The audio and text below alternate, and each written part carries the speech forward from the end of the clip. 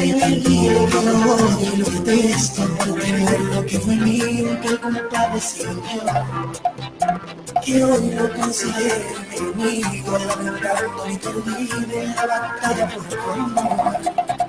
Dale, dale, dale, que amor, duermo de noche. Opíparo Político por Radio Estilo.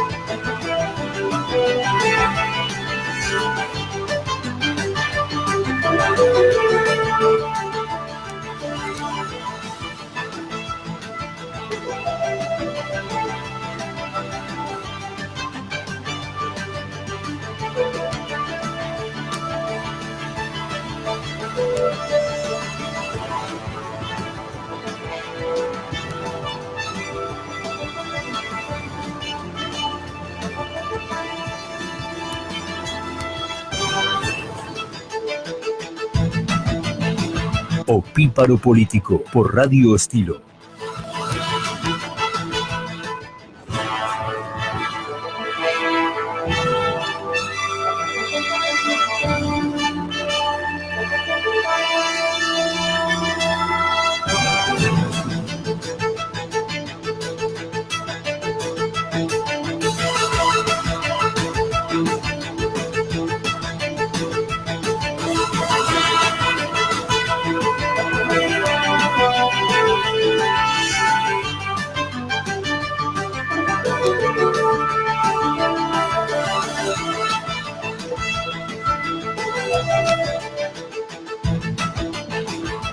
Opíparo Político.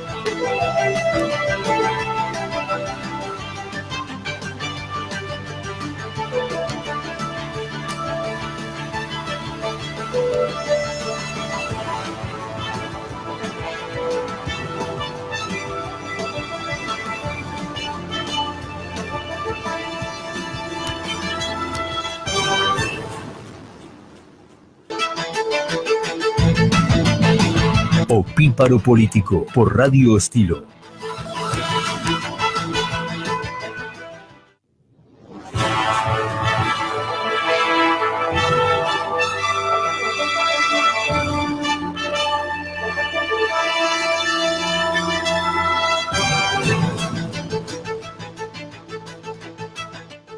Muy bien, muchas gracias, Hopper. Nos demoramos un poquito porque justamente estábamos coordinando el piso, organizándonos. Usted nos puede seguir a través de la www.radioestilovilladolores.com.ar, donde estamos saliendo en vivo y en directo.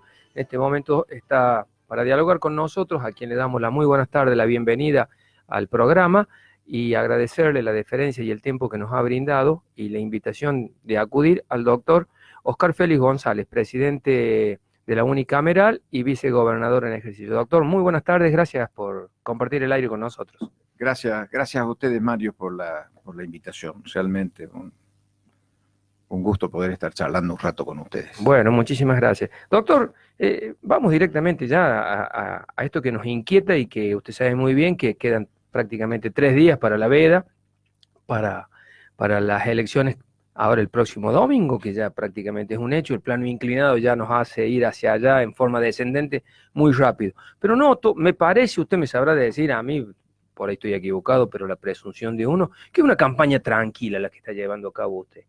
Una campaña muy bien manejada, tranquila, sin ningunos ribetes de inconvenientes de ninguna naturaleza. Me da esa impresión, puedo estar equivocado.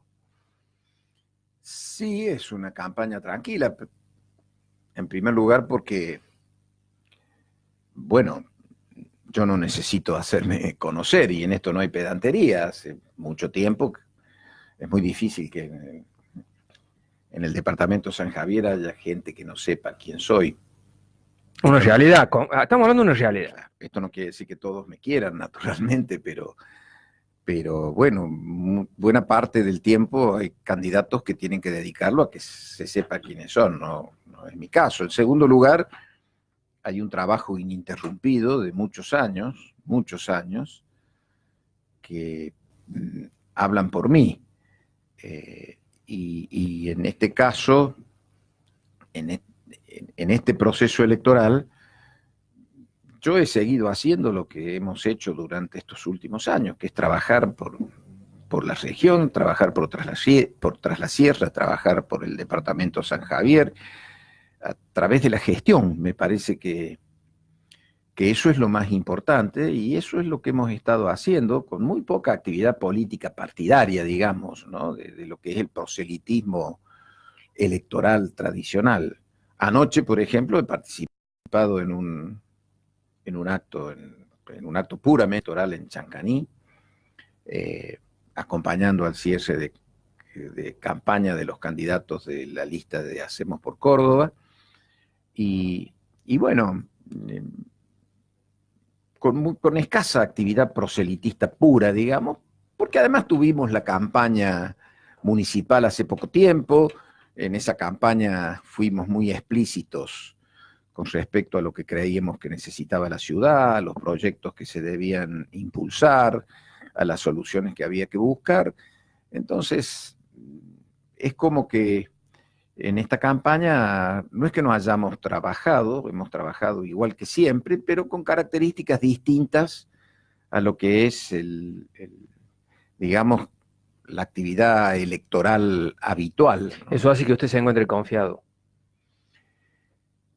Yo, Mario, de verdad te digo que creo que propios y extraños admiten que Hacemos por Córdoba lleva una ventaja muy importante en las elecciones.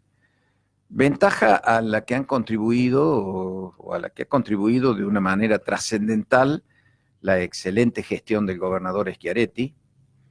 El gobernador Schiaretti es el autor de haber puesto en marcha un programa de obra pública, de infraestructura y de realizaciones a lo largo de toda y ancho de toda la provincia de Córdoba, como no hay parangón en la historia de nuestra provincia. El programa de infraestructura y de obra pública del gobernador Schiaretti implicó casi 4.000 millones de dólares, o algo más quizá, de 4.000 millones de dólares de inversión. Esto no no hay en la memoria de la provincia antecedentes de una inversión semejante desde el sector público. Esa deuda, doctor, está calzada. Está 4.000 millones. Hay un plan de pago, porque la oposición... ¿Quién te ha dicho que es todo deuda eso? Por eso, a eso voy. La oposición está diciendo de que es una de las provincias que más debe. Esa es lo que plantea. Lo ha dicho, por ejemplo, Mario Negri. Primero, bueno, la verdad es que Mario Negri, pero yo no quisiera distraerme en lo que dicen algunas personas que algo tienen que decir. Uh-huh. Nosotros preferimos hablar de lo que nosotros hemos hecho como gobierno. Ahora, si Mario Negri tuviera que hablar de lo que ellos han hecho como gobierno a nivel nacional, tendría que asumir la responsabilidad de la debacle económica a la que ha llevado Macri a la Argentina, un nivel de endeudamiento, sí que es sin parangón en la historia. La Argentina ha duplicado su deuda externa. Nadie sabe a dónde está la plata, cuáles han sido. Con la anuencia de ellos.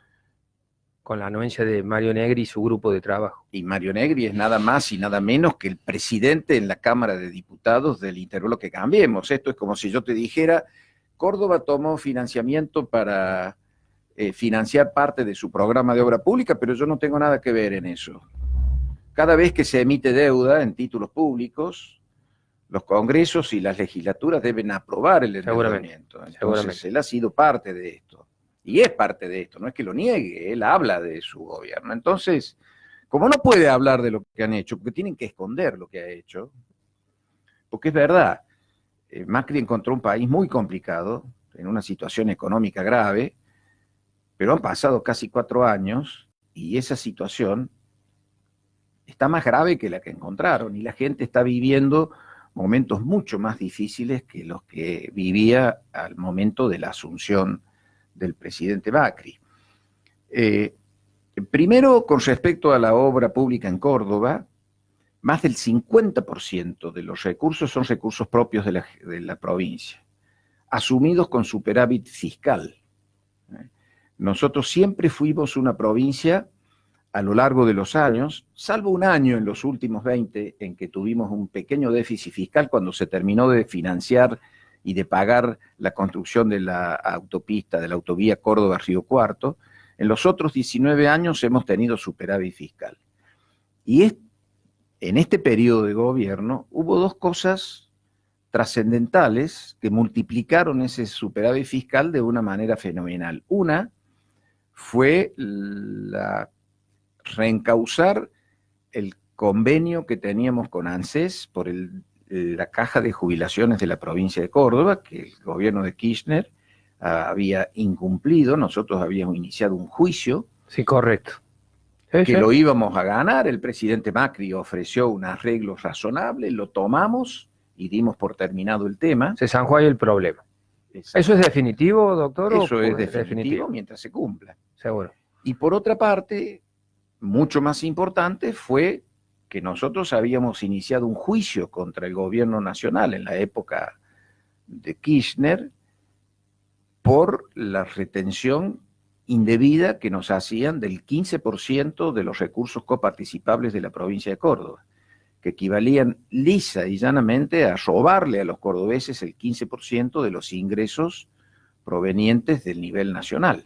Si usted se recuerda que también se daba la circunstancia esa de que era verdad, era mentira, era verdad, mentira, de la Nación decían que eso no existía, que la deuda no existía como tal, y dejaban la duda. Que no era deuda, era que directamente de la coparticipación que le tocaba a Córdoba, la Nación, aduciendo un acuerdo que estaba terminado, sería largo de explicarlo y analizarlos, nos siguió reteniendo de manera compulsiva el 15% de los ingresos. Para que vos tengas una idea, se trata de más de 1.000 millones de pesos mensuales. Mensuales. Fuimos a un juicio y ganamos el juicio en la Suprema Corte de Justicia de la Nación, como lo ganó San Luis y como lo ganó Santa Fe, que eran las 3 provincias que iniciaron juicio contra esta decisión arbitraria del gobierno nacional. Ese hecho, es decir, haber ganado el juicio por la coparticipación y haber normalizado la situación de la caja de jubilaciones, nos generó un superávit fiscal en una provincia que ya venía con superávit fiscal, le sumó aproximadamente 15.000 millones anuales adicionales de superávit fiscal. Multiplica 15.000 millones por 4, de los 4 años de gestión, son 60.000 millones de pesos. Eso sirve para financiar prácticamente el 50% del total del programa de obra pública. Tanto es así que de los 5.000 millones de pesos de dólares, que estaba programado que iba a costar el programa de obra pública, la provincia solo emitió títulos de deuda por 1.800 millones, votado por unanimidad por la legislatura de Córdoba. Por unanimidad, es bueno ese dato. El interbloque Cambiemos aprobó la toma de deuda para financiar la obra pública, porque la ley establecía con toda claridad que ni un solo peso de ese préstamo, de esos títulos que se emitían, podía ser empleado absolutamente en nada que no fuera la concreción del programa de obras públicas. Y la misma ley creaba una comisión legislativa de seguimiento de la deuda en la que estaban incluidos los presidentes de los bloques de la oposición. Y en numerosas oportunidades el ministro de Economía y el ministro de Obras Públicas de la provincia fueron convocados por esta comisión de la legislatura a rendir cuentas. Bien, y eso da por tierra, digamos, los comentarios que hablan de que la deuda de Córdoba ha sido una deuda mal habida y que se ha disparado. Mario, hace muy poco... Es uno de los caballitos de batalla que tienen, sí, tanto Mestre como... Desde luego, pero la verdad es que en materia de endeudamiento yo quiero decirte dos cosas. Existe a nivel nacional una ley que se llama de responsabilidad fiscal. Ninguna provincia debe tomar deuda cuya amortización implique más del 15% de los recursos coparticipables. Córdoba está muy por debajo de eso. Es más, Córdoba está calificada de acuerdo a sus presupuestos y a sus ingresos y egresos, porque en definitiva la economía de una provincia es como la economía de una familia. Vos tenés ingresos y tenés gastos. Córdoba está calificada como una provincia a la vanguardia para tomar deuda, y todavía hay hoy ofrecimientos de financiamiento que nosotros no hemos tomado, porque como resultado de esta política económica, el riesgo país, el famoso riesgo país, del que tanto se habla, está por las nubes. Y para explicarlo en criollo, para que tu audiencia entienda qué es el famoso riesgo país, es cuántos puntos de interés por encima de la tasa internacional, que es la tasa LIBOR normalmente, o la tasa que se paga en el Tesoro de los Estados Unidos, ¿cuántos puntos más tiene que pagar un país para que le presten plata? En este momento... Estamos llegando a los 1.000 casi. Y claro, el 1.000, yo te digo lo que quiere decir. 1.000 de riesgo país quiere decir que tenés que pagar el 10% más de la tasa nominal. De la tasa básica. Sí. Sí. Y eso hace que, obviamente, tomar deuda en esas condiciones es absolutamente imposible. Pero repito, la provincia de Córdoba está absolutamente sana, fuerte, económicamente en inmejorables condiciones. Y además tenemos las reservas para concluir todo el programa de obra pública puesto en marcha, lo cual es mucho en un país que está en franco retroceso, en recesión económica y en... En realidad, quiere que le diga la verdad, nosotros nos hemos perdido ya con tantos programas que hay. Hay una cosa que yo por lo menos me he perdido en la vorágine de programas y todos los días me aparece uno nuevo que ni siquiera lo tenía en vista. Lo que ocurre es que los gobiernos tienen un plan de acción. Nosotros tuvimos dos grandes líneas. Por un lado, las obras de infraestructura, de gran infraestructura que necesitaba la provincia, que son caminos, agua potable, cloacas, hospitales, escuelas.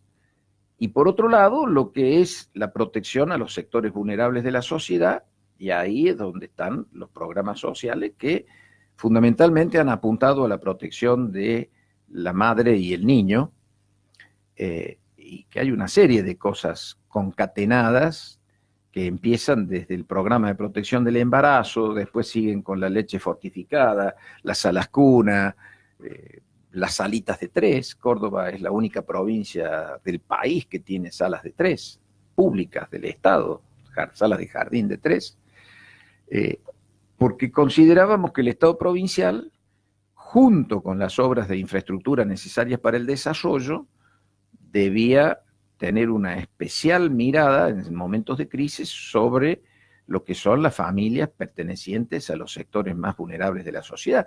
Y en eso hemos venido funcionando hasta hoy, con un plan, con un criterio. Ninguno de los programas ha sido el resultado de un espasmo, de un capricho. No, seguramente. Todo ha sido parte de un programa.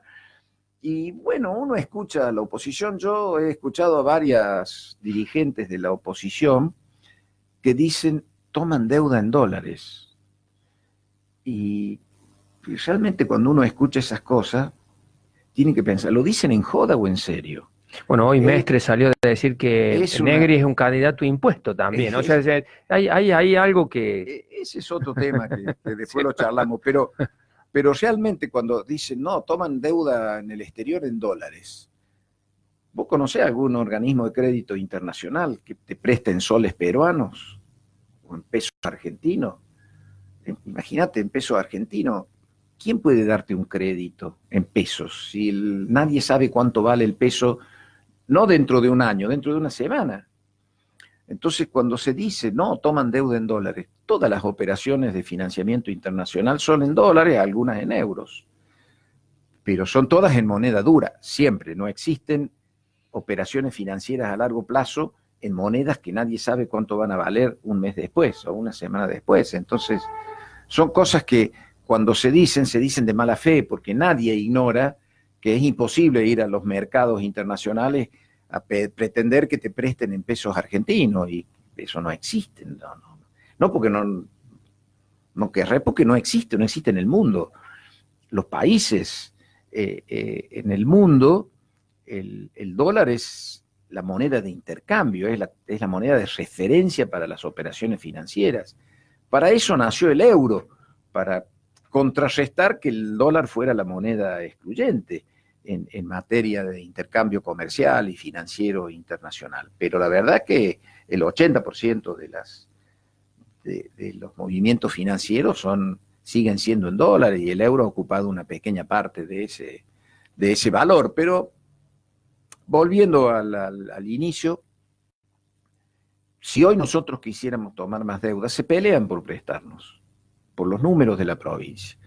Lo que pasa es que eso sí sería una irresponsabilidad. Nosotros tomamos, para el plan de obras públicas, tomamos dinero al 6, 7% anual. Imagínate que hoy estamos hablando de que en Argentina vos, para acceder a un crédito, tenés que pagar la tasa LIBOR o la tasa... Sí, desde el 12, el 13. Claro, más el 10, tendríamos que pagar el doble de interés. Y eso sí sería una clara irresponsabilidad que no estamos dispuestos a hacer, primero porque no lo necesitamos. Para gastos corrientes, Córdoba no necesita un peso, al contrario, le sobran para gastos corrientes. Y para inversión tenemos garantizado las reservas suficientes para concluir el programa de obras públicas. De aquí para el futuro, todo dependerá de lo que pase con Argentina, que ese es otro interrogante que nadie sabe. Cada vez peor. Hay un actor social, un actor político local que dijo que veía muy temeroso los meses de junio, julio, para algún tipo de movida social en lo que hace a revueltas, movimientos complicados. ¿Usted lo ve tan así? ¿Tan inminente? No lo creo. No lo creo. Porque me parece que este señor Macri se le está tolerando más de lo que yo he visto que le han tolerado a muchos. ¿Por qué? No me pregunten, no lo sé. Porque yo creo que las sociedades van madurando y van dando pasos adelante. Todos tienen en claro de que cada vez que hay un estallido y un desbande y un helicóptero que se lleva el presidente de la Casa Rosada y deja al país virtualmente acéfalo, no es bueno para nadie y pagan el pato todos.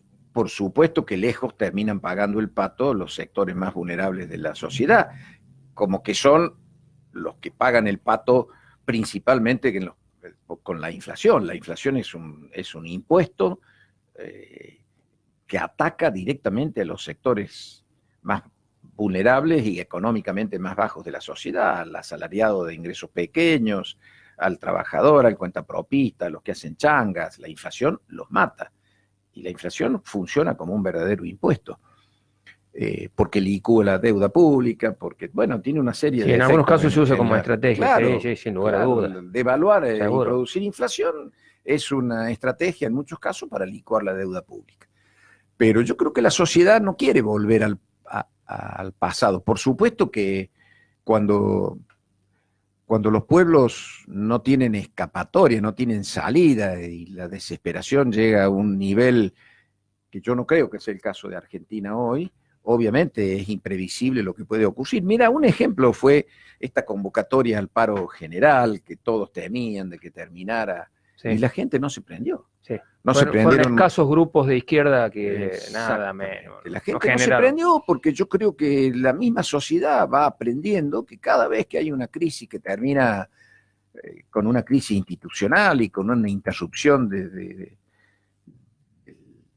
y abortar del sistema procesos no es bueno. democrático, no es bueno para nadie y terminan, como digo, sufriendo las consecuencias de todo el mundo, especialmente los sectores más bajos, que son los que salen a la calle. Entonces hoy la gente, mire, probablemente muchos deben tener ganas de salir a protestar y de salir a manifestarse y a romper vidrieras, pero creo que hay muchos también que saben que en definitiva eso se vuelve contra ellos. Doctor, para ir cerrando la parte nacional, si se quiere, y provincial, y ya adentrarnos en lo que hace a nuestra región, y en esto que usted mencionaba, Mestre Negri Mestre, Schiaretti, que le viene dando, ¿qué opina de esta bajada de línea que vienen? Hoy viene Vidal, creo, tengo entendido, y ya estuvo nuestra querida Lilita Carrió haciendo comentarios también, dando vueltas, Bueno, y que le pegó a su amigo José Manuel. Ella le agradeció, por Dios, qué flaco favor le hizo a... Ella le agradeció a Dios, que si hubiera muerto de la sota. Sí, algo Nosotros así. le agradecemos a Dios que haya venido Carrió a Claro, hacer una cosa... campaña en Córdoba, porque realmente creo que los disparates que esta mujer ha dicho han terminado. El cajón de Herminio Iglesias. Bueno, más o menos hacer una... así lo definió ¿Así? Ramón Mestre. Ah, no lo había escuchado. Sí, me vino la... Ramoncito dijo el primer día, las declaraciones de Carrió son el cajón de Herminio Iglesias. Pero yo creo más allá de eso, Mario, que como hablábamos recién, en momentos de dificultades, en momentos de crisis, en momentos de que la sociedad busca asirse de algo que le dé certezas, la verdad que en Córdoba, en la provincia de Córdoba, han quedado dos modelos bien contrapuestos, ¿no? Lamentablemente, porque la verdad que yo creo que la democracia necesita de partidos políticos fuertes, necesita de una oposición ordenada, que pueda ser una alternativa, porque no hay democracia sin alternativa. No. Otro de los ejes de campaña, en el caso suyo, por ejemplo, a nivel local, piden eso, la alternancia. Bueno, lo plantean lo que los pasa otros. Es que para que la alternancia funcione, vos tenés que tener una oferta. Volvamos al tema Córdoba. En Córdoba hay una alianza de 3 partidos que se llama Cambiemos, la Unión Cívica Radical, el Frente Cívico y el PRO, ¿verdad? Bueno. Y el ARI también estaba. Sí, el por ahí andaba. El ARI también integra, pero el ARI es un partido minoritario en Córdoba. Muy minoritario en Córdoba. Vos fíjate, la Unión Cívica Radical se fue por su lado con Ramón Mestre de candidato a gobernador. Parte del radicalismo con el PRO, más el Frente Cívico, se fue por otro lado con Negri de candidato a gobernador. Y en la ciudad de Córdoba, el Frente Cívico también se parte en dos, porque queda Juez como candidato a intendente, pero el número 2 en la práctica del Frente Cívico, que es Quinteros, se va con otro partido como candidato a intendente con García Elorrio. Entonces vos imaginate la señal que es para la sociedad. Yo me pongo en el lugar del ciudadano común que dice, che, estamos viviendo momentos jodidos, difíciles, necesitamos cohesión, necesitamos coherencia, consenso. Y vos tenés dirigentes que se parten en 3 en la campaña electoral. Mucha gente decir, Dios nos libre si estos tipos agarran la manija. ¿En qué va a terminar la provincia? La contracara de eso fue Unión por Córdoba, que a pesar de que estábamos realmente claramente con ventajas muy importantes en las encuestas, y esto no lo discute nadie, absolutamente nadie. De hecho, lo dan ganador a pesar tranquilo, de eso, Schiaretti, sí. A pesar de eso, el gobernador Schiaretti nos sentó al grupo chico un día, al grupo de conducción provincial, y nos dijo, en situaciones como esta, de dificultades, de crisis, de falta de confianza, hay que aumentar el nivel de consensos. Y cambiamos el nombre de Unión por Córdoba y constituimos Hacemos por Córdoba para incorporar nuevas fuerzas políticas a la alianza electoral, que a lo mejor no son en cantidad de votos una cantidad abrumadora, como el Partido Socialista, pero que tiene una larga tradición democrática en la Argentina. O el partido de Margarita. 11 partidos, ¿no? Lo Sí, contiene 11 exacto. partidos. Ahí está su amigo que hoy lo he elogiado a través de las redes. ¿Quién? Amigo y adversario, Juan Manuel Enrique Pereira. Bueno, lo que pasa es que él es... Con Forjas también es parte claro, integrante. El partido de la Concertación Forja también se incorporó a la alianza Hacemos por Córdoba, pero también se incorporó, como te decía, el partido de Margarita Stolbizer, que es una fuerza con un perfil muy interesante, no son muchos votos, pero la verdad es que tiene dirigentes realmente de mucho valor. Entonces, por eso te digo, mirá la contracara, cuando los ciudadanos tienen que decidir entre una alianza que se parte en pedazos, en astillas, y se pelean entre ellos, y otra que teniendo la manija y teniendo ventajas, incluso busca ampliar el nivel de consenso, porque sabemos que en etapas difíciles los consensos son muy importantes, y ampliar la base social del consenso es necesario en etapas como esta. Y esto es por eso te digo que son dos modelos. Ese análisis lo hace, y a nivel nacional también es válido lo que está haciendo este pseudo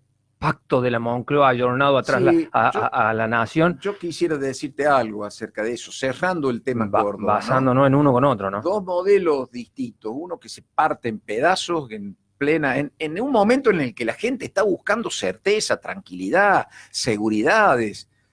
Que no las hay. Y otro que bueno, que a pesar de tener la sartén por el mango y tener una franca ventaja, se sienta y dice, abramos, porque esta fuerza, por ejemplo, el partido de Margarita Stolbizer va a tener un legislador en la Cámara, en la legislatura de Córdoba.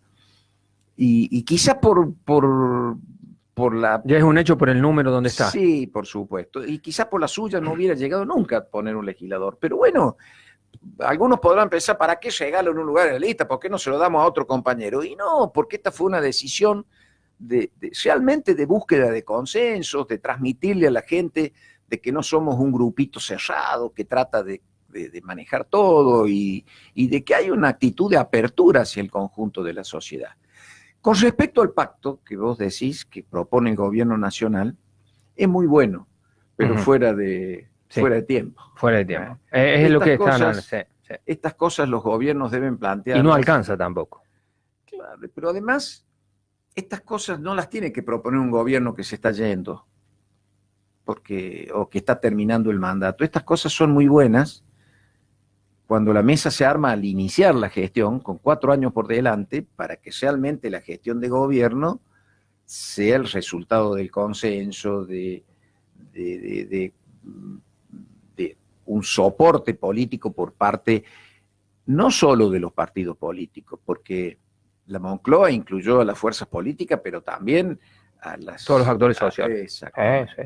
Las fuerzas fue una política de Estado a rajatabla. Exactamente. Las fuerzas de trabajo, las fuerzas empresarias, pero en eso, bueno, hubo un tipo como Adolfo Suárez, que algún día la historia lo va a poner realmente en su lugar, porque todos nos acordamos de Felipe González, ¿no? Pero el trabajo sucio lo hizo Adolfo Suárez. El sucio y el limpio, porque pero hay que acomodar todo el autor y el obrero de acomodar la monarquía con los que rechazaban la monarquía, y la participación de partidos que estaban condenados por los que estaban conduciendo el país hasta ese día, como los partidos de izquierda, el Partido Comunista. Es decir, el arquitecto de ese pacto, de esa construcción política, fue Adolfo Suárez. Quizá en España ahora se está empezando a revalorizar la figura de Adolfo Suárez, pero acá nos faltó un Adolfo Suárez en esta etapa. Y bueno, yo creo que esta oferta de pacto, de consenso, es buena. Arranco diciendo que es buena, pero lamentablemente muy tardía. Esto tendría que haber sido en el inicio de la gestión y quizá eso hubiera cambiado la historia de lo que pasó en estos años, ¿no? El contador Schiaretti de Don Juan, que me aparece por todos lados Don Juan, che. Le pongo, quiero prender internet y me aparece Don Juan, escucho, anda Don Juan dando vuelta y golpeando la puerta por todos lados. Dijo hoy que la política del narcotráfico es nacional. Medio como también ese barullo que dejó la Carrió con respecto a Río Cuarto, eso es, tan así es. No devalúa un poco la fuerza policial antinarcótico que tenemos. No, porque, a ver, Mario, el narcotráfico, sí, hay delitos. Es federal, sí, eso ya lo hay sabemos. delitos que son delitos federales. El secuestro de personas es un delito federal. Responsabilidad del gobierno federal. La falsificación de billetes es un delito federal. Responsabilidad de la prevención y el castigo del gobierno federal. El narcotráfico también es un delito federal. Y la Policía Federal Antinarcótico, la PFA de Córdoba, solo está habilitada para intervenir en lo que se llama el narcomenudeo, el kiosquero, digamos. Sí, no hace grandes trabajos No de puede. operaciones. Ah, no puede. No puede, no es que no sabía ese haga dato. porque no quiere, no puede. Ajá. Es más, debe trabajar en sincronización con los organismos federales, con la Policía Federal y con los organismos de seguridad de la nación, porque muchas veces ocurre que hay delitos de narcomenudeo que cuando vos los querés desnudar, blanquear, estás en realidad entorpeciendo la investigación de una cosa mucho más gorda y de una cadena mucho más gorda. Entonces, las propias fuerzas federales te dicen, no, ahí no te metas, eso no. Sí, porque hay un trabajo de investigación más profundo, sin lugar a dudas. Porque vos fijate siempre que las grandes operaciones contra la droga, cuando se incautan miles de kilos de droga, etcétera, son el resultado de investigaciones que normalmente llevan años, ¿no? 2, 3 años, 4 años, es común que lo lleven porque se va atando cabos, uniendo.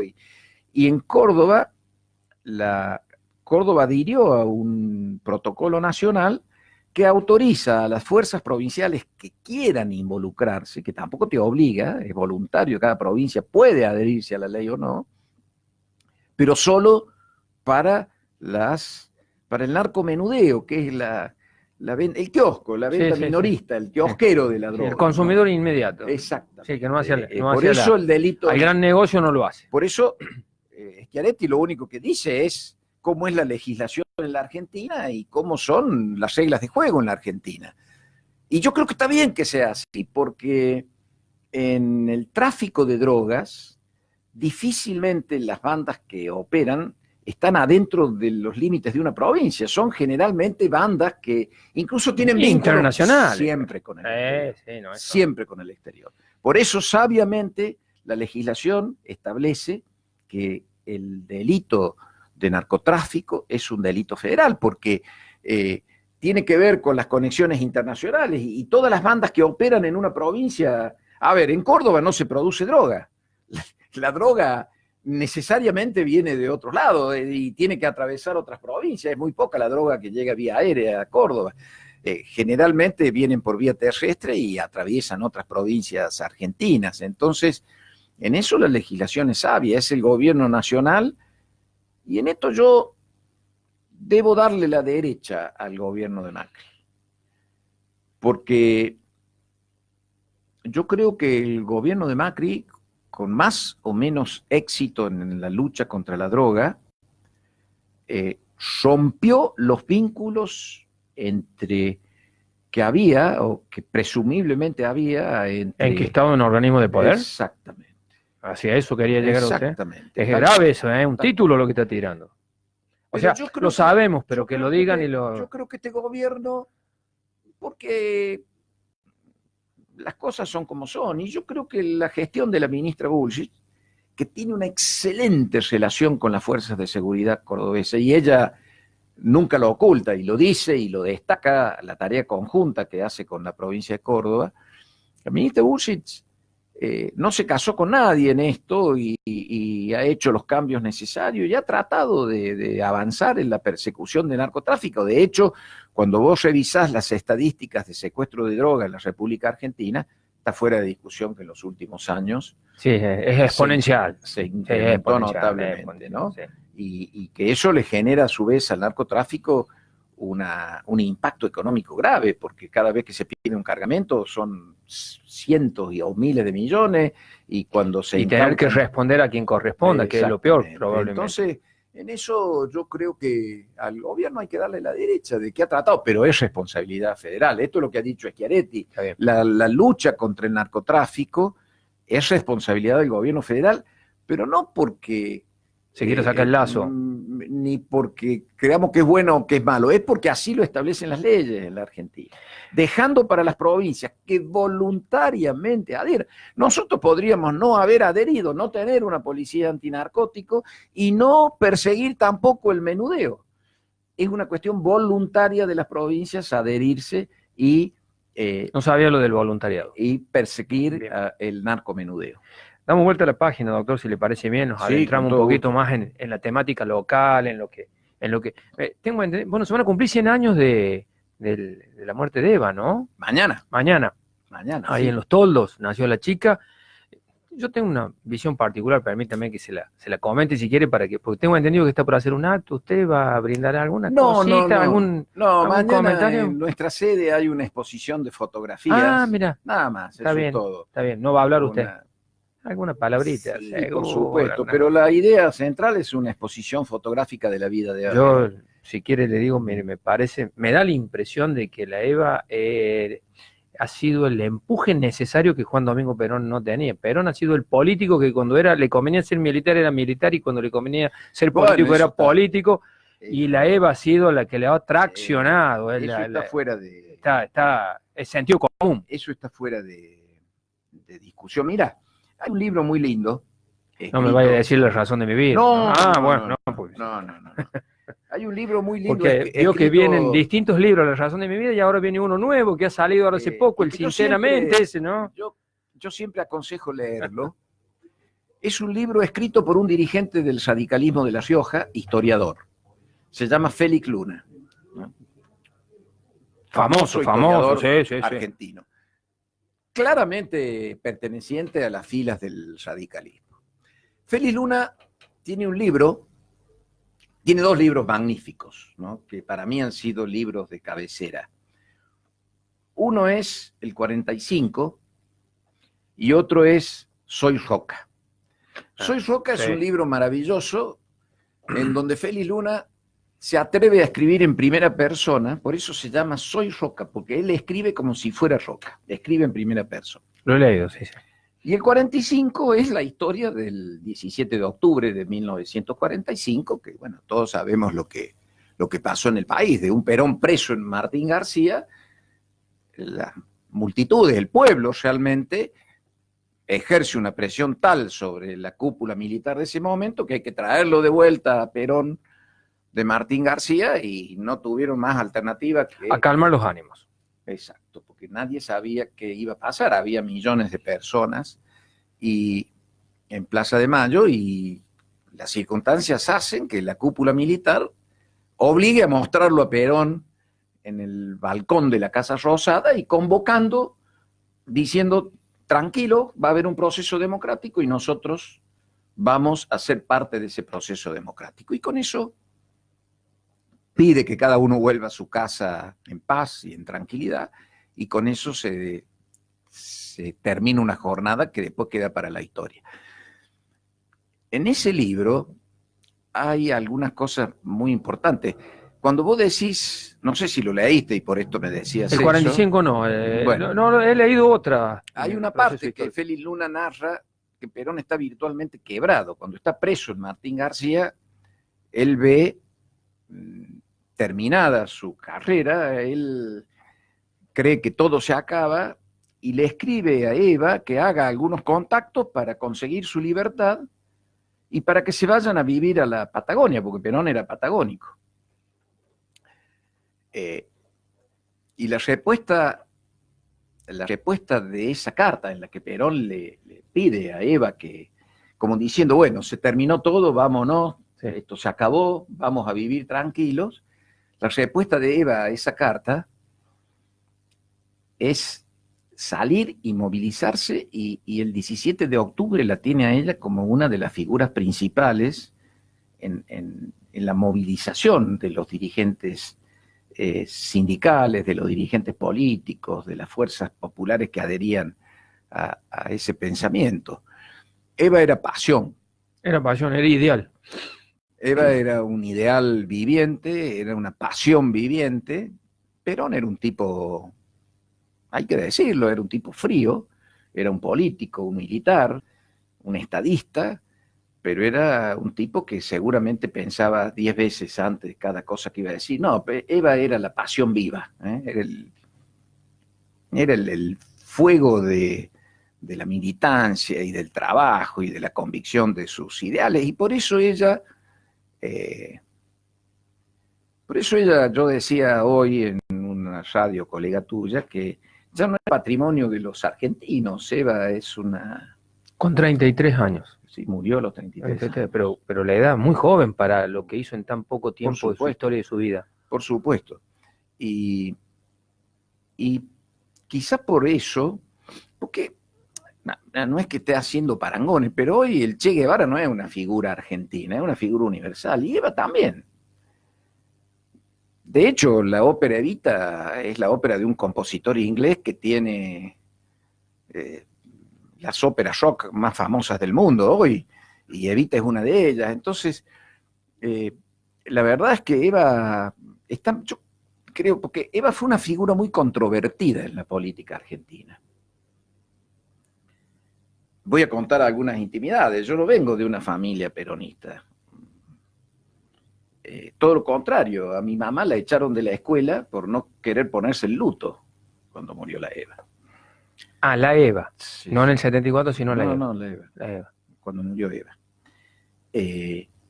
Pero son cosas de la historia. La historia no se puede juzgar con los parámetros del presente. Yo a veces veo en estos programas de televisión historiadores que dicen esto está mal porque fulano de tal hizo esto. Eran cosas normales para la época. Vos no podés juzgar la historia con los parámetros del presente. La historia hay que juzgarla con el parámetro de lo que se vivía en ese momento en la sociedad en la que ocurrieron los sucesos. Vos me preguntabas a mí, ¿pero está bien que a su mamá la echaran de la escuela por no ponerse el luto cuando murió? Pero no está bien.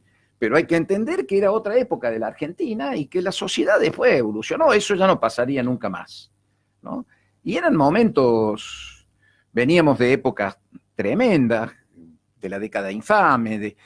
Entonces, yo creo que Eva hoy es reconocida en todo el mundo como lo que es, como una idealista, como una apasionada, como una figura con una fuerza interior arrolladora, capaz de movilizar a las multitudes y de entusiasmarlas y de hacerle tomar conciencia de sus derechos, a pesar de que yo hay algunas cosas que yo no comparto de su pensamiento, pero no las comparto hoy, habría que verlas en el momento en que se dijeron, claro, ¿no? Lo que estamos hablando, del contexto. Claro, del contexto.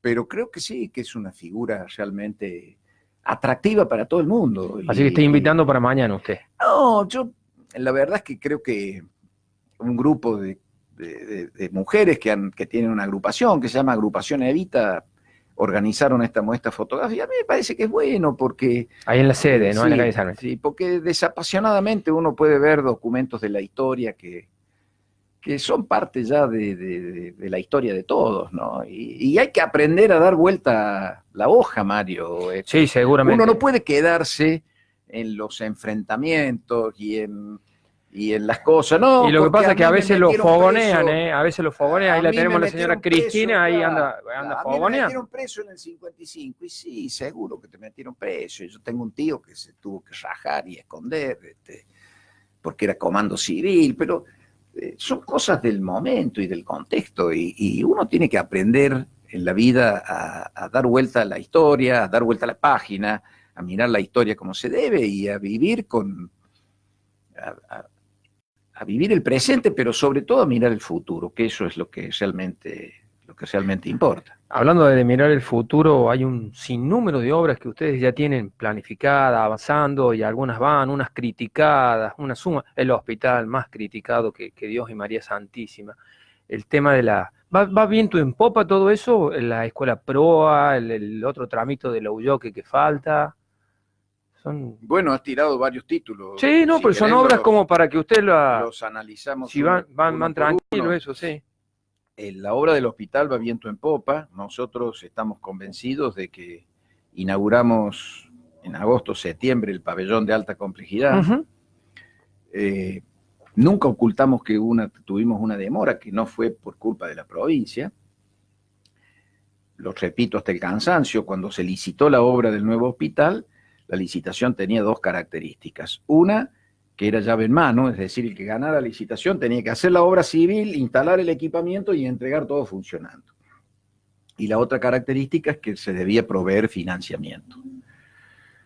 El año pasado, con la debacle económica nacional, no solo que los financiamientos previstos para la Argentina no vinieron, sino que de acá hubo una fuga de capitales tremendo. Yo te invito a que te acuerdes cuando el Banco Central ponía $2.000 millones a disposición para la venta, duraban 24 horas y se volaban. Entonces, algo que quieren evitar hoy. Por supuesto, y lo están evitando con plata que han traído del Fondo Monetario Internacional, que no sé si no es un salvavidas de plomo. Pan para hoy. Claro.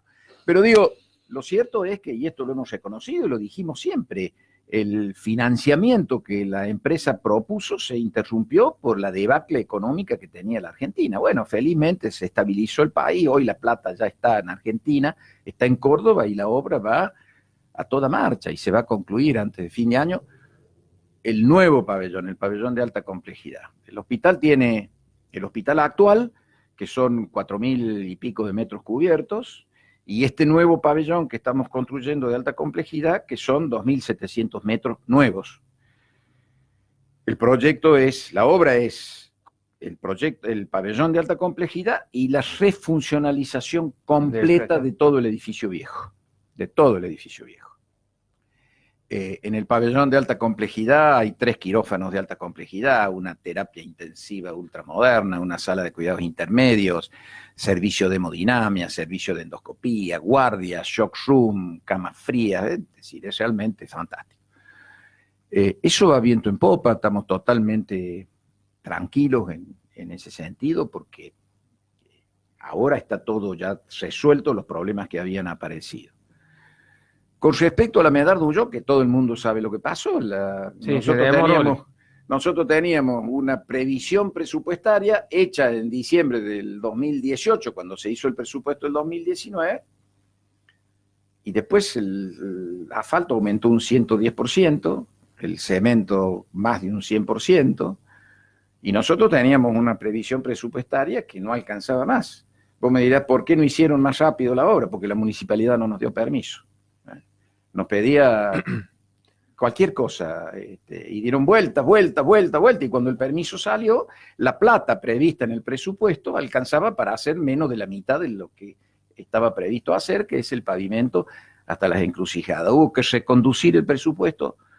El miércoles estamos firmando el convenio para continuar con la obra, después de este primer tramo, y la obra va a seguir, y no se hizo antes, y no se terminó antes. Eso va hasta la escuela. Hasta la escuela de las encrucijadas.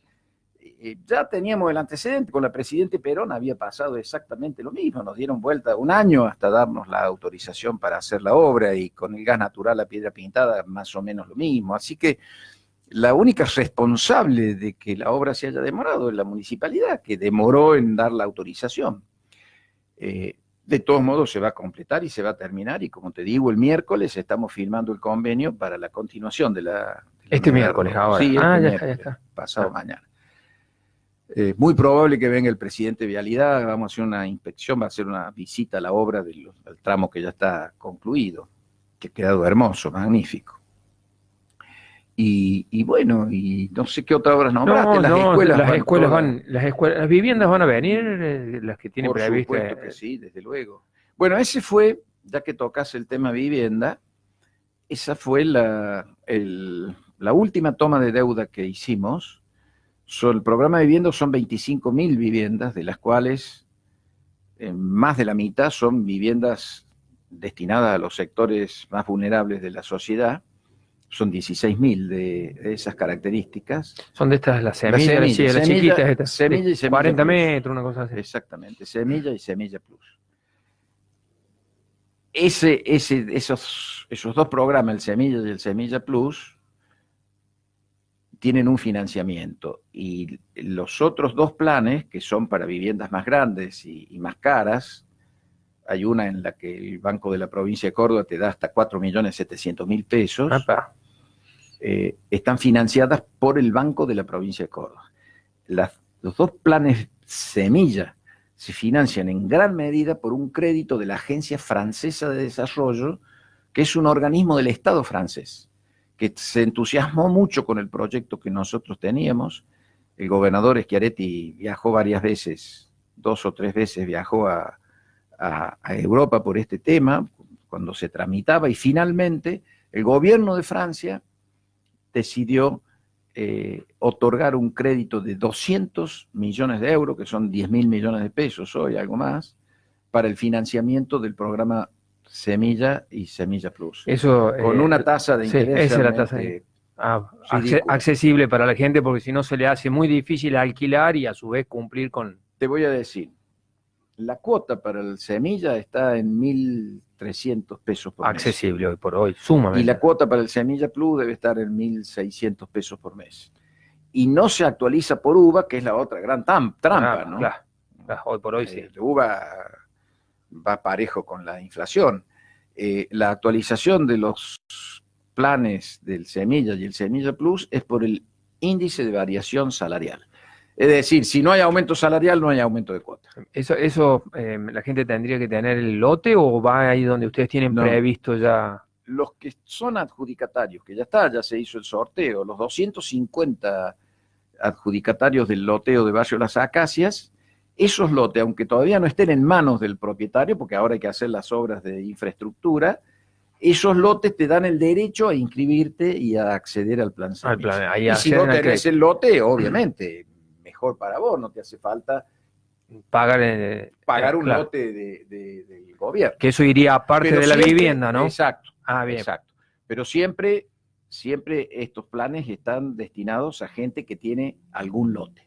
Está bien. Doctor, ¿hay previsto circunvalar, digamos, los túneles y bajar para acá, Chamcaní, y venirse para acá? Absolutamente, ese es un desafío para la próxima etapa de gobierno. Si Argentina vuelve a la normalidad. Qué tema que me tira. Claro, hoy en día estamos en un momento en que nadie puede... Está en la idea, pero no en los planes inmediatos. Y sí, económicamente no es muy bien. Que esa obra sin financiamiento es imposible de hacer. No hay en el mundo, no hay... en ningún país del mundo hace obras de esta envergadura para que las pague una sola generación, porque seguro, además de imposible, es muy injusto, son obras que quedan para siempre, entonces siempre se hacen con financiamientos a largo plazo. Pero sí, la idea inicial era pavimentar hasta Las Palmas en esta etapa. Ajá. Después sacamos la cuenta, alcanzaba la plata y era hasta el primer túnel. Y después el gobernador Schiaretti dijo, vamos hasta el 5.º túnel, ya estamos pasando el 5.º túnel. El desafío ahora es completar la bajada, unirlo con Chancaní. Y después cerrar el circuito con Chancaní y Villa Dolores.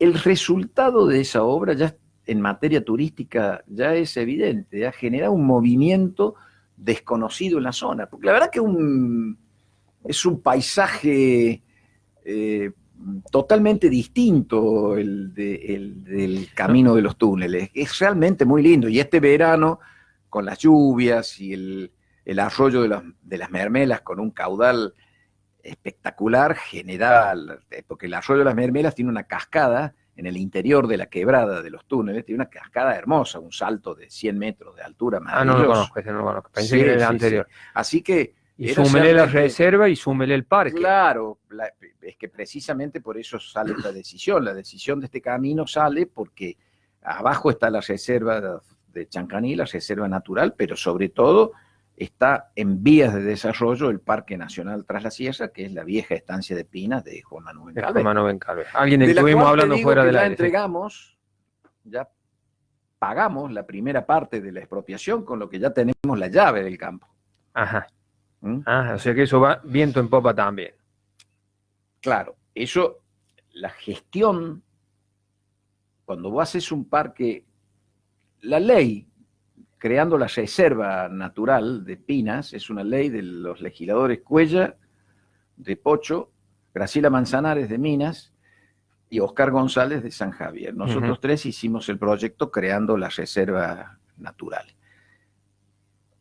Para crear un parque nacional tiene que existir un área en la provincia de reserva natural y la provincia cederle a la nación la tutela ambiental para que se haga cargo del parque nacional. Entonces, esos pasos están todos cumplidos. Ahora eso no lo tiene que pagar la nación, porque lo tiene que pagar la provincia. No, la expropiación la teníamos que Ah, pagar tiene que pagar la nosotros. provincia. Mira. Después sigue la nación con todo lo que Los son las otros obras cosas. complementarias, una vez que se hace cargo. Todos esos pasos se han cumplido. La ley, nuestra ley de creación de la Reserva Natural de Pinas fue aprobada. Después el Congreso de la Nación aprobó la ley nacional creando el Parque Nacional de Pinas. Nosotros tenemos que pagar la expropiación y después Parque Nacional tiene que poner la inversión necesaria y gestionar el parque. Volvemos a lo mismo, la economía nacional nos va a trabar un poco, seguramente. Sí, claro, por eso te digo que para el futuro hoy hay una incertidumbre difícil de evaluar, ¿no? Doctor, me quedan muchísimas preguntas, se me está acabando el tiempo del programa, sigue otra parte de la estructura de la radio. Hay un montón de cosas que me gustaría hablar, pero lo vamos a dejar agendado para después de la... Con todo gusto. Me gustaría hablar del tema de las elecciones recientes en la ciudad de Villa Dolores, me gustaría hablar de proyectos. Está de más de decirle a la gente... Quedo a disposición, Mario. Bueno, gracias. Con todo gusto. Para que charlemos así sin ningún tipo de... Que la gente sepa en última instancia. Está de más preguntarle a usted o decirle que le explique a la gente por qué lo tiene que votar. Yo creo que el currículum suyo escapa de todo análisis en ese sentido, pero a lo a que ver, dicen que tiene que haber alternancia y usted quiere darle continuidad, ¿cuál sería el eje suyo? En este caso, a mí me cuesta hablar solo como el legislador de San Javier, porque yo soy parte del gabinete, soy miembro del gabinete de gobierno, y bueno, yo siempre... digamos, mezclo cosas que tienen que ver con el departamento de San Javier, pero que no la tienen que ver. Por ejemplo, esto que estamos hablando del camino a los túneles. San Alberto y Minas. Sí, pero el centro económico vital de la región es Villa Dolores. Entonces, a la medida que aquí dé vuelta más gente y venga más gente, la prosperidad va a llegar a Villa Dolores porque es el centro proveedor comercial de servicios, etcétera. Así que de esto no hay ninguna duda. El camino de concluir el tramo del camino de las altas cumbres beneficia a San Alberto, beneficia a Pocho. Eso ya va también, eso. También menos mal. Puede ser que no me muera, como era que decía el cura Brochero, que haya claro, vías, decía antes que me muera. Ese es otro grande, ¿no? Ese es otro grande. Nosotros tenemos la idea pastoral del cura. Sí, no, pero el trabajo que ha hecho ese hombre en una mula es tremendo. La gente vincula al cura Brochero a su misión evangelizadora y pastoral, pero el cura era un hombre de Estado, ¿no? Con proyectos que para la época eran de avanzada. El cura soñaba con el ferrocarril Villa de Soto, Villa Dolores, para unir todo el oeste de Córdoba, de sur a norte o de norte a sur, con una vía férrea que uniera todo, y peleó por eso, murió sin conseguirlo, pero las propuestas están, algún día se tomarán, por supuesto. Pero digo, hay muchas obras que, ¿por qué me tienen que votar a mí? Porque de verdad yo creo que yo he aprendido a mirar atrás la sierra como una región integral, pasando por encima de las divisiones ficticias entre San Alberto, San Javier, Pocho, mirando atrás la sierra como una unidad económica, social, cultural, en donde hay problemas comunes, soluciones comunes. Es decir, acá hay que pelear por la región, porque peleando por la región peleamos por Villa Dolores y peleamos por el departamento San Javier. Pero además porque nosotros tenemos, y quizá necesitaríamos solo un programa para eso, para analizar ya puntualmente en la ciudad de Villa Dolores y en el departamento San Javier, en cada pueblo, porque lo tenemos hecho al proyecto. Ajá. ¿Qué es lo que hace falta hacer? Yo podría decirte cuáles son las prioridades de los Cerrillos, de San José, de Luyaba, de La Paz, de Los Hornillos, de Las Rosas, de Conlara, es decir...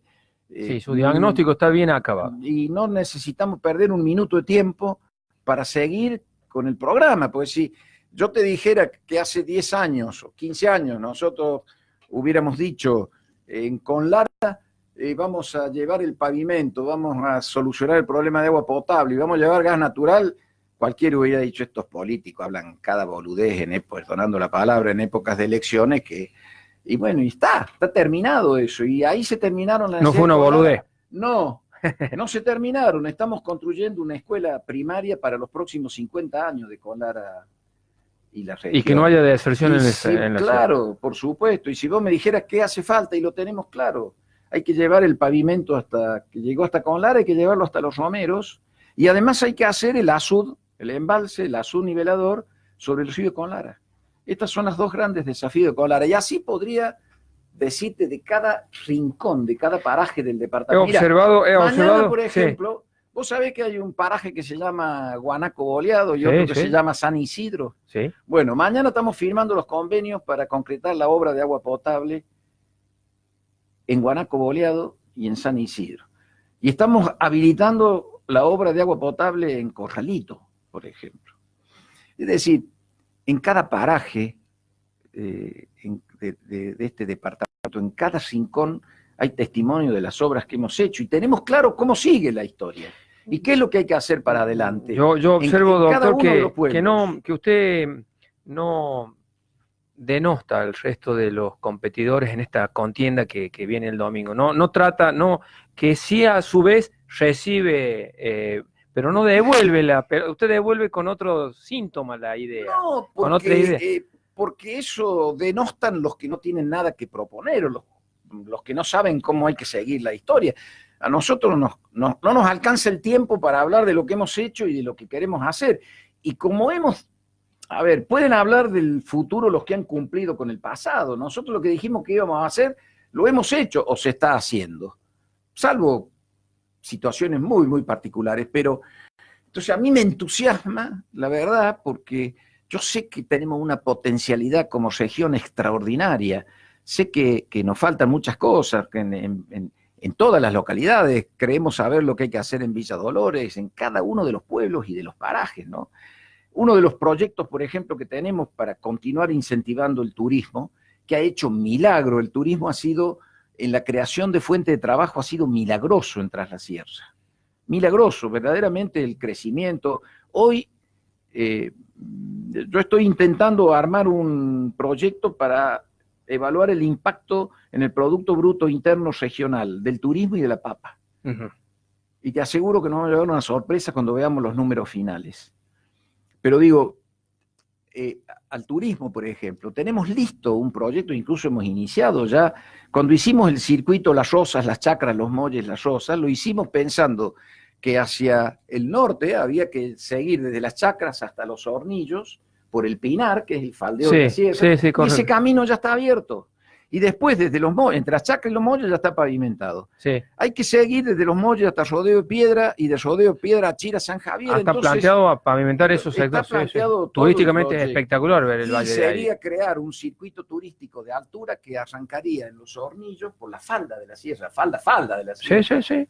Con vistas que son inigualables, Mario, y que llega hasta San Javier, y no son tantos kilómetros, deben ser en total... no más de 30 kilómetros. No más de 30, es lo que le estaba por decir. Entonces, quizá no llegan a 30 incluso. O sea, ¿por qué? Y bueno, yo soy el que más aprendió en estos años de la región. Muy bien. Y como te digo, queremos saber cómo hay que seguir esta historia para continuar trayendo el progreso. Y anda con ganas usted, tiene ganas. Como el primer día o más. Bien. Bueno, doctor, ha sido lo hemos agotado, le digo la verdad que lo hemos agotado, lo hemos tratado de sacar todo lo más, lo hemos exprimido, así que Bueno, Y muchas quedo a gracias. disposición, ¿eh? Sí, me gustaría algún día hablar de historia con Pero usted. cómo No no. hablar de política, dejar de lado este tema Pero- si usted tiene oportunidad que me Pero gustaría con- hablar de pero- Manuel pero Calvé, con todo me gusto, vos gustaría esas sabés que cosas que sí, yo no siempre, meternos en esto de la política, sino hablar de pero algo más. con todo gusto, vos ¿Eh? sabés que yo, Aprovecharlo en ese sentido. yo he sido, a mí los hombres que han hecho por Tras la Sierra,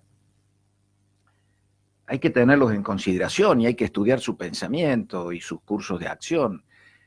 Manubén es el verdadero autor del proyecto del dique La Viña, ¿no? Porque si bien lleva el Entre nombre otros, de entre Medina otros. Allende, que fue el ministro de Obras Públicas de Sabatini, cuando Sabatini llegó al gobierno en el año 1939, el proyecto del dique La Viña ya venía siendo peleado por Manubens en su gestión como diputado provincial y se remonta a épocas, y Manubén trabajó sobre cosas que se habían ventilado en el Senado de la Nación, en el Congreso de la Nación, con el ingeniero Casafús de por medio, con Fitzsimon, realmente, y llegó a pelearse, esto es interesante, ¿no? Y con esto cierro, porque esto a mí me encanta, llegó a pelearse con los dirigentes de su propio partido. Hay que leer las discusiones del presupuesto del año 1937 en el libro de sesiones de la Cámara de Diputados de la provincia, cuando Manuel se pelea con el ministro de Obras Públicas de su propio partido, ¿no? Unión Cívica Radical, Unión Cívica Radical.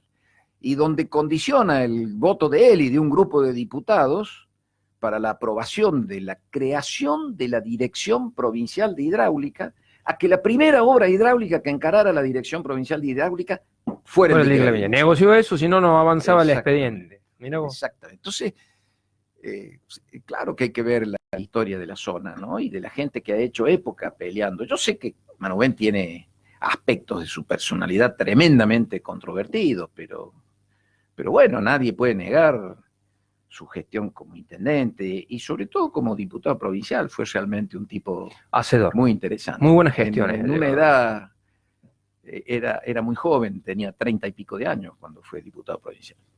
No, pensé que era mayor. No, Lo tengo no, agendado para como nada. 40 y pico yo. Mira, ya No, me había no, fijado, voy a para revisar nada. eso. Para nada. Mira. Bueno, doctor, muchísimas gracias, muy No, amable. gracias, Mario, Disculpe a que nos disposición. hayamos excedido en Y el convite y el desafío a hablar de historia. historia con todo gusto, ¿eh? Bueno, ¿cómo no? Con todo gusto. Cuando pase todo esto y tengamos un tiempito supuesto libre, que sí. con todo gusto lo Por invitamos. supuesto que sí. Bueno, gente querida, muchas gracias por haber estado ustedes del otro lado compartiendo con nosotros este opíparo político. Mañana los esperamos, si Dios quiere, a la mañana en Satélite Argentino y a la tarde nuevamente con Opíparo Oficial. Ha sido las palabras del doctor Oscar Félix González, presidente de la legislatura y candidato a legislador del departamento más chiquito de la provincia de Córdoba, si exceptuamos la capital. Así que viene desde el geografía. en geografía, No el en departamento cantidad más de habitantes. chiquito. Sí, en territorio estamos En hablando. Así territorio, que no nos hemos caído a San Luis de carambola. Así que bueno, muchísimas gracias. Si Dios quiere, nos encontramos mañana. Gracias, doctor. Gracias, Mario. Gracias. Buenas Gracias, tardes. Hernán, también a vos. Chao. Opíparo Político. Auspician Opíparo Político. Antón Rectificaciones, más de 50 años al servicio en la zona. EINAT, Ente Intermunicipal Aguas de Tras la Sierra. Municipalidad de Villa Dolores. La hacemos entre todos. Enrique Hart, ventas y servicios, máquinas, muebles de oficinas y controladores fiscales en la esquina de Cárcano y Ormaeche. Municipalidad de San Pedro, gestión entre todos. Consejo Deliberante de Villa Dolores. María Deco. Oeste Automotores. Regalería Popis, abierto todos los días en Avenida Belgrano al 900. Vinoteca Rojo Malbec.